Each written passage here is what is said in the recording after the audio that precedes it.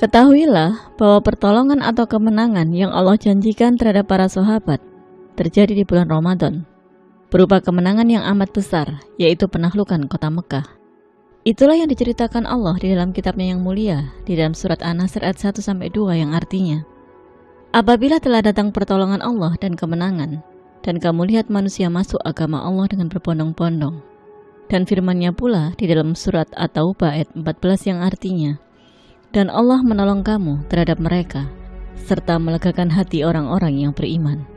Demikianlah hal ini merupakan pelajaran bahwa Allah SWT menolong orang-orang yang menolongnya, yakni Dia menolong orang-orang yang berpegang teguh kepada agamanya, apapun resiko yang menghadang dan menyakiti mereka.